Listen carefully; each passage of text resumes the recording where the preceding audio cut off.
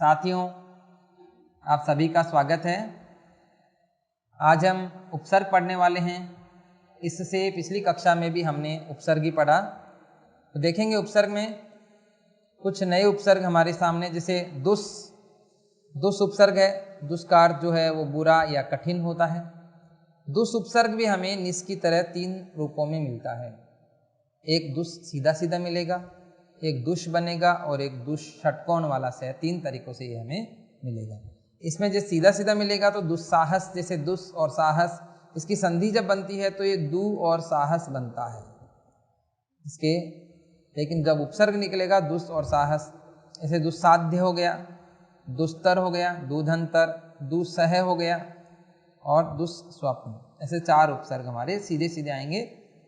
जब आपको इस तरह का दुस दिखाई दे तो आपको दुस ही कर देना है।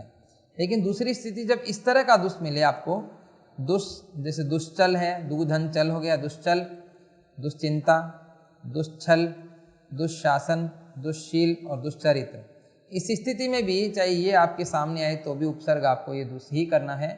और तीसरी स्थिति ये दुष्ट वाली है, इस दुष्प्राप्य, दुष्फल, दुष्कर्म, दुष्कर, दुष्प्रचार, इसमें दुस और प्र 2 उपसर्ग है। साथ ही यहाँ देखेंगे यहाँ दुष षटकोण वाला से लिखा हुआ है, जबकि आपका उपसर्ग दुस है। दुस और प्र और 4, तो 2 उपसर्ग हो गए। इसके दुष्परिणाम, दुष हो गया और परि हो गया। दुष और परि और नाम, नाम अणय में बदल जाता है, नए अणय बन जाता है, इसमें व्यंजन संधि भी है। दुष्प्रयोग, दुष और प्र 2 उपसर्ग हो गए इसमें, दुष और प्र 2 उपसर्ग है इसमें भी। इस प्रकार दुष्प्रहार में भी दुष हो गया एक तो, और एक प्रहार का प्र उपसर्ग हो गया, 2 उपसर्ग इसमें हो गए। कभी कभी हमसे ये भी पूछा जाएगा कि इसमें एक से अधिक उपसर्ग है, तो वहाँ इस तरीके के उपसर्ग हमें निकालने आने चाहिए। ये दुष्कृत्य तो दुष और कृत्य इस प्रकार से होगा। साथ ही सबसे जो महत्वपूर्ण बात जो हमें याद रखने की, 3 प्रकार से हमारे उपसर्ग शब्द हमें मिलेंगे और उपसर्ग हमें निकालना है, केवल एक ही दुष। ये बात विशेष कर ध्यान रखनी है। इसके बाद में हम सम उपसर्ग करेंगे। सम, इसके हल चिन्ह लगा हुआ है, संस्कृत का उपसर्ग है, और जो पूरा सम होता है वो संस्कृत का उपसर्ग नहीं होता है।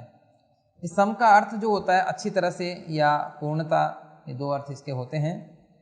ये बहुत सारे रूपों में हमारे सामने आएगा, जैसे सम और मोहन, तो सम्मोहन बन जाएगा, सीधा सीधा है। ऐसी स्थिति आती है तो हम आराम से उपसर्ग निकाल सकते हैं। सम हो गया और मिलित हो गया तो सम्मिलित बन जाएगा। सम और मान हो गया, सम्मान हो गया। सम और मुख हो गया, सम्मुख हो गया। सम और पूर्ण हो गया, संपूर्ण हो गया। सम और बंध हो गया तो संबंध हो गया। यहाँ पर क्या हुआ कि यहाँ तक तो सीधी सीधी स्थिति होगी। यहाँ पे मैं के बाद क्या आ रहा है, बै, तो ये मैं क्या है, मैं, इसमें मैं में बदल जाता है और ये इस तरीके से इसको लिखा है। वास्तव में इसको हम ऐसे भी लिख सकते थे, लेकिन इसमें क्या हुआ कि ये पंचम में बदल गया और ये पंचम में बदल गया, तो हम इस तरीके से भी संबंध लिखेंगे। यही संकलन लिखा हुआ है। इसमें क्या हुआ, मैं के बाद में क आ गया। मैं के बाद क आता है तो आपको मैं की संधि यहाँ याद रखनी है। मैं के बाद क आने पर मैं जो है इस क के 5वें में बदलेगा। यहाँ बदल रहा है क का 5वां, और इसको हम फिर क्या कर सकते हैं, बिंदी के रूप में लिख देते हैं, तो ये संकलन हो गया। संगम है तो ये जो है इसको हम क्या करेंगे, मैं जो है इसके बाद ग आ रहा है, ग का 5वां है, उसमें मैं को बदल देंगे ग के 5वें में और फिर इसको बिंदी के रूप में लिख देंगे। इस तरीके से ध्यान रखना है। इस तरह संगठन में भी यही माल सम और गठन हो गया। मैं को क्या करेंगे, यहाँ ग के 5वें बदलेंगे और फिर उसको बिंदी में बदल देंगे, संगठन हो जाएगा। ये संगठन जो है इसमें भी मैं के बाद घ आ रहा है, मैं को बदलेंगे घ के 5वें में, यानी पंचम में, और इसको फिर क्या बिंदी में बदल देंगे, संगठन हो जाएगा। यहाँ पे संजय देखेंगे, इसमें सम मैं के बाद ज आ रहा है, ज आ रहा है तो मैं को बदलेंगे इस ज के 5वें में, ये मैं के ज का 5वां हो गया, और इसको फिर हम किसमें, बिंदी के रूप में बदल देंगे। 5 जो हमारे पंचम वर्ण हैं उसको हम बिंदी के रूप में बदलते हैं। इसके बाद ये मैं और मैं के बाद आ गया च, इस मैं को बदलेंगे च के 5वें में, ये च के 5वें में हो गया, और इसको फिर हम बिंदी के रूप में ये लिख सकते हैं, ऐसे करना है। ये संतोष हो गया। इसमें क्या हुआ, मैं के बाद आ गया तय, तो तय जो है इस मैं को बदलना तय के 5वें में, और तय का 5वां हो गया न, और फिर इस न को हम बिंदी में बदल देंगे। इस प्रकार से भी संतोष लिख सकते हैं। संतरास, इसको देखेंगे, त्रय है। त्रय जो है वो वास्तव में तय और रै से मिलकर बना है, तो तय वाला नियम ही यहाँ लागू होगा। मैं के बाद क्या हो जाएगा, तय है, तो मैं जो बदलेगा इस तय के 5वें में बदलेगा, जिसे हम बिंदी के रूप में, जिसे तय का 5वां यानी न, और उसको फिर बिंदी के रूप में भी लिख सकते हैं, दोनों तरीकों से। यहाँ मैं के बाद आ रहा है ध, अब मैं को बदलना है ध के पांचवें में, यानी ध का पांचवा न है और उसे हम बिंदी में बदल देंगे इस प्रकार से। इसी तरह देखो सम और ग्रह ग आ गया, तो ये मैं है जो ग के पांचवें में बदलेगा और इसको फिर हम बिंदी के रूप में लिख देंगे, संग्रह बन जाएगा। इसके बाद देखो ये संगत लिखा है, तो मैं के बाद देखो गत आ गया, तो इसमें भी क्या हो गया, ये पांचवा और फिर इसको बिंदी में, ये हो गया, इसको फिर यहाँ पे बिंदी में बदल देंगे संक्षेपण। इसको भी मैं ध क्या आ गया, ध का पांचवा न हो गया और फिर बिंदी में बदल दिया, और इसमें संज्ञा में भी सम और ज्ञा है, ये बना हुआ है। इस प्रकार से साथियों हम इसमें सम के और उपसर्ग भी लेते हैं, देखेंगे अभी ये देखेंगे सम के उपसर्ग देखें। सम और ज्ञान वो संज्ञान हो गया, ये सम और क्षेप ये संक्षेप बन गया। ये देखो संपर्क मैं ऐसे कैसे रहेगा, और ये पैक का पांचवा भी मैं ही होता है, इसका संपर्क बना, इसको बिंदी में बदल देंगे। इसी तरह संभव भी इसी तरह हो गया, सम और भाव, तो मैं जो है ये आधा कर देंगे और भाव हो जाएगा, संभव बन गया। इस तरह संपदा देखो इसी तरह बन जाएगा। संतान में मैं के बाद जैसे तैयार है, तो मैं को तय के पांचवें में बदलेंगे, फिर बिंदी में संतान बन जाएगा। संदिग्ध देखेंगे, यहाँ पे संदिग्ध देखेंगे, तो इस मैं के बाद क्या आ गया, द, मैं को बदलेंगे द के पांचवें में, यानी यहाँ बिंदी में या फिर पंचम वर्ण में, न में। इस तरह मैं के बाद देश आ रहा है, तो मैं के बाद द का पांचवा न और फिर इसको बिंदी में बदल दिया, संदेश बन गया। बिल्कुल सरल तरीका है, मैं के बाद जो आ रहा है उसके पांचवें में उसको बदल देना है। ये आपको मैं की संधि आपको ध्यान में रखनी है। इसी तरह देखो सम और कर है, मैं के बाद क्या आ गया, कै का पांचवा ही हो गया, इसकी बिंदी में बदल दिया। इस तरह सम और योग, अभी ये आ गया, ये आ गया तो क्या हुआ कि मैं के बाद ये आ रहा है, तो यह का कोई पांचवा नहीं होता, तो इसको सीधे आप अनुस्वार में बदल दीजिए। इसी तरह ये श आ गया, इसका भी कोई पांचवा नहीं होता, मैं को सीधे ही अनुस्वार में यानी बिंदी लगानी है आपको। इसमें भी संयम में भी यही काम हो जाएगा, संसार में भी सेम यही काम है, संघार में भी यही हो जाएगा, संयंत्र में भी यही काम हो जाएगा, सभी में यही काम होगा, संवेग में भी यही चलेगा, और संविधान में भी। इसमें बस ये ध्यान नहीं क्या रखना कि दो उपसर्ग है, य र ल व शस स है, इनसे पहले यदि आप मैं आ रहा है तो जो मैं है वो सीधा ही अनुस्वार में बदल जाएगा, किसी भी प्रकार के पंचम वर्ण में वो नहीं बदलता है। इसमें देखो सम वहन आ गया, वह है तो ये वह आ गया, बिंदी में बदल गया। वाद है तो ये इसमें चला गया। वृद्धि सम और वृद्धि इस तरह हो गया। संन्यास मैं और न्यासी तो संन्यासी हो गया, इस तरह से। हालांकि इसमें नी और आसी यानी दो उपसर्ग, एक और उपसर्ग यहाँ से निकाल सकते हैं, नी। और सम और वृत्त हो जाएगा, संवृत्त हो जाएगा। मैं के बाद आ गया, मैं को बिंदी में बदल दीजिए, अनुस्वार में संलाप हो जाएगा। इसी तरह सम मैं और लय तो संलग्न हो गया। स और साधन है तो संसाधन बन गया। संग्राम बन गया, सम और ग्राम हो गया। सम और रक्षक तो संरक्षक बन गया। शोधन तो सम संशोधन बन गया। संकीर्ण रह जाएगा, सम और कीर्ण संकीर्ण हो जाएगा। सम और मति तो सम्मति हो जाएगा। सम और प्रदाय तो संप्रदाय, देखो मैं सम और प्रय और दाय, ये मैं के बाद प्र आ गया, तो प्रय का पांचवा मैं और मैं को बिंदी में, इस तरह से बदलेंगे। बिल्कुल सिस्टम से चलेंगे तो आपको समझ में आ जाएगा। मैं के बाद आ रहा है कै, अब इसमें देखो इसमें स का आगमन हो गया, इस स का आगमन होने से क्या कहलाए, संस्कार बन गया। लेकिन इसमें भी सम और कार तो सम उपसर्ग हो जाता है। सम और कृत है तो इसमें भी स का आगमन तो संस्कृत हो गया। हमने सभी तरीके के उदाहरण इसमें लेने की कोशिश की है। इसके बाद देखो सम और कृति यानी संस्कृति, ये स का आगमन हो गया। आप लोगों को याद होगा साथियों की मैं के सम के बाद यदि क्री धातु से बने शब्द आते हैं तो वहां पे स का आगमन हो जाता है। उसी प्रकार के शब्द हम ले रहे हैं। एक करण हो गया, सम और करण तो संस्करण हो गया। एक कर्ता तो सम और कर्ता संस्कृता, ये 5 शब्द इसी प्रकार के थे। सम और सर्ग तो देखो संसर्ग बन गया। ये समन्वय, इसमें क्या हो गया, मैं के बाद आ रहा है ए आ रहा है, तो यहाँ पे कोई संधि नहीं होकर मैं क्या हो जाएगा, पूरा हो जाएगा ये, और समधन अन्वय हो जाएगा। अन्वय को अलग बात है कि अलग से और विच्छेद किया, अनु और ए, इसमें 2 उपसर्ग निकल कर आ गए। समाचार तो देखो यहाँ से आचार निकलेगा, आ और चार, और सम के जोड़ दिया, आधे में के आ जोड़ा तो आ बन माँ बन गया। समुचित तो सम और उचित हो गया, समुचित हो गया। समूह सम और उह हो गया, समूह हो गया। समीक्षा सम और ईक्षा तो समीक्षा हो गया। इसमें देखो सम और ईक्षक, मैं में ई जुड़ा, मी बन गया तो समीक्षक बन गया। मैं के ए जुड़ा, मैं पूरा बन गया, समग्र बन गया। समधिक में सम और अधिक बन गया, सीधा ही है, एक ही उपसर्ग है, समधिक बन गया। मैं के ए जुड़ गया तो समय पूरा हो गया, समर्पण बन गया। इसमें देखो मैं के आ जुड़ेगा, माँ बना और समाहार बन गया। इस तरह से हम बनाते हैं। लेकिन आपको साथियों यहाँ पर दिक्कत कब आएगी, जब ऐसा शब्द परीक्षा में आ जाएगा और ऐसे शब्द आ जाएंगे, उसको आपको अलग अलग करके उपसर्ग निकालने होंगे, तब ये ध्यान रखने की बात है। ये समुन्नत में देखो सम और उन्नत निकल गया। अब उन्नत में भी उत और नत अलग अलग करेंगे। उन्नत का भी अलग से विच्छेद करेंगे जो हो सकता है, ये ध्यान रखना है। अभी समायोजन है तो सम यहाँ से निकालेंगे, आ बच गया, आयोजन, आयोजन में आ निकालेंगे तो योजन बच गया। इस तरीके से हम अलग अलग करेंगे। सम और उच्च, देखो सम निकालेंगे, उच्चय बन गया, उच्चय को उत और चय, तय के बाद च आएगा, तय चय में बदल गया, ये ध्यान रखना। संधि के नियमों की पूरी जानकारी हमें होनी चाहिए, तभी हम उपसर्गों को बहुत अच्छे से कर सकते हैं। इसमें देखो सम है और सम निकालेंगे, आदर बचेगा, आदर आ और दर हो गया और ये सम हो गया। इसमें देखो समाधान में सम आ जाएगा, आ धान, आ और धान बच गया, समाधान हो गया। सम और आविष्ट तो समाविष्ट, सम आ और विष्ट समाविष्ट हो गया। सम और आगम हो जाएगा, सम आ और गम, सम आ और गम समागम हो गया। इसी तरह देखो समारोह है तो सम निकालेंगे, आ बचेगा, आरोह है, आरोह को भी हम आ और रोह अलग अलग करके लिखेंगे। समाख्या तो देखो सम आ जाएगा, आ बचेगा, आ निकालेंगे और ख्या, समाख्या, इस तरीके से बनेगा। समास में भी सम और आस बन जाएगा, यानी इसमें आप क्या कर रहे हैं, यहाँ पर स्वर जोड़ रहे हैं, ये बात ध्यान में रखनी है। समान में सम और आन हो जाएगा, यानी ये मैं के आगे, यहाँ साथियों मैं के आगे जो आएगा ये स्वर आता है। यदि यहाँ स्वर आएगा तो ये मैं आधा हल चिन्ह वाला ही होता है, यदि ए आने पर यहाँ पूरा कभी भी नहीं होगा। समाज में सम और ये आज निकाल लेंगे, यहाँ से समाज बन गया। समारोह है, ये पहले भी आ गया, ये यहाँ से आ निकालेंगे, आ रोह है, आ और रोह निकाल कर समारोह बन जाएगा। इस प्रकार से हमें इनको ध्यान में रखना, किस प्रकार से इनका जो है विभाजन होता है। इसके बाद देखो कुछ आगे हम उत उपसर्ग लेते हैं। तो सम उपसर्ग जो है हमें किस किस प्रकार से मिला, आप ध्यान रखेंगे। एक तो हमें सीधा सीधा पंचम वर्ण मिल जो है उसमें बदलना है। एक उपसर्ग में इसमें सम के साथ स्वर आकर मिलता है। सम के बाद में यर लय शश सह मिलते हैं जो सीधे अनुस्वार में बदलते हैं। और सम के बाद क्री धातु से बने शब्द आते हैं। ये 4 प्रकार के शब्दों से ये मिलकर बना है।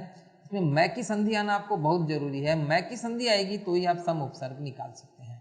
अब वैसे भी बहुत सरल है, सम में बहुत सारे उदाहरण हैं, तो हमें अगर ज़्यादा ऑप्शंस पे डिपेंड करना तो यही सम हमें करना चाहिए। संस्कृत का उपसर्ग है ये। इसके बाद देखो हम उत लेते हैं। उत का अर्थ ऊपर होता है या ऊंचा या श्रेष्ठ होता है। इसको देखो हमें उत भी कई रूपों में मिलता है साथियों। ये उत हमें सीधा सीधा मिल सकता है, उत हमें उद के रूप में मिल सकता है, उत हमें उज के रूप में भी मिल सकता है, ये हमें उज के रूप में भी मिल सकता है, ये उन के रूप में भी मिल सकता है। इतने सब रूपों में ये मिल सकता है। उत उद उच उज उन, इन सभी रूपों में ये हमें मिल सकता है। ये बात हमें ध्यान रखनी है।